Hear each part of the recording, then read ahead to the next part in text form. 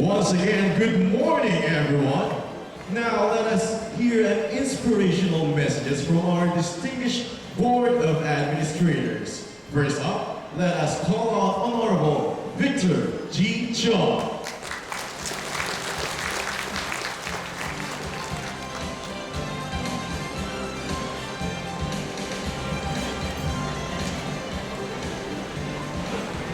For the record purposes, I have written down my sentiments and thoughts on this occasion. Allow me to read.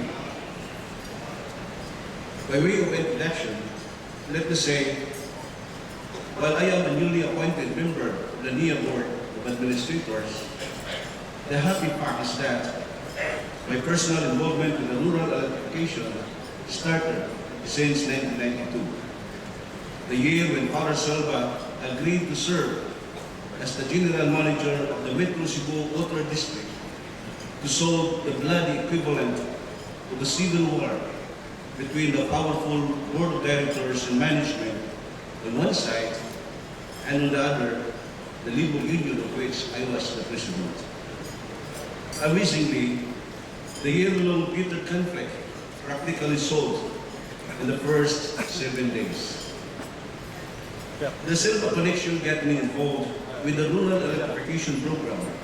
One, from the joint activities and joint seminars conducted for MCWD and the 3 CPECOs, I learned the excellent principles and the best practices of outstanding electric cooperatives.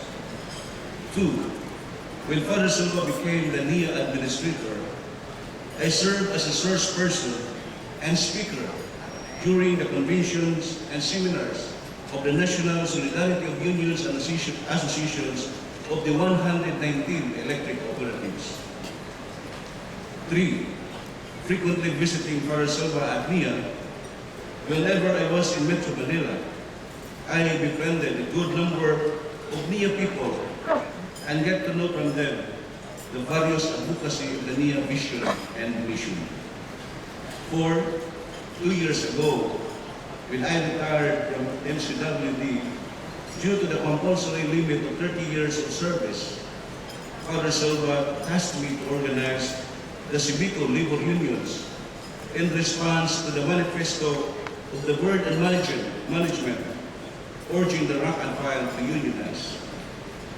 Eventually, I was elected president of the Allied CBICO labor unions, whose 3 agenda are extraordinarily different from all unions worldwide. 1. Serve as vigilant watchdog in behalf of the consumer members. 2. To continue to pursue the legacy of excellent performance. And 3. Promote the welfare of the rank and file employees. This new role makes me a full-fledged rural electrification man. Within the context of the premises mentioned, allow me to define my role as NIA board member. 1. By virtue of my appointment, I am unreservedly loyal to NIA. Loyalty translates into all-out support for NIA, particularly in the NIA battle cry of absolute honesty, maximum efficiency, and total solidarity. 2. I am unconditionally loyal to all the electric cooperatives, friends and partners I consider the official and employees of our electric cooperatives. As such, I must listen to them, I must consult them to enable myself to extend appropriate action. 3. I am heartedly committed to protect the interests of our consumer owners, taking a cue from President Aquino. The 50 million Filipinos of the rural electrification nation must be looked up to as our bosses, whom we must, by all means, make happy. In compliance with my sworn oath of office, I feel duty-bound to join my fellow board members in demanding from NIA and from the electric cooperatives zero tolerance of corruption.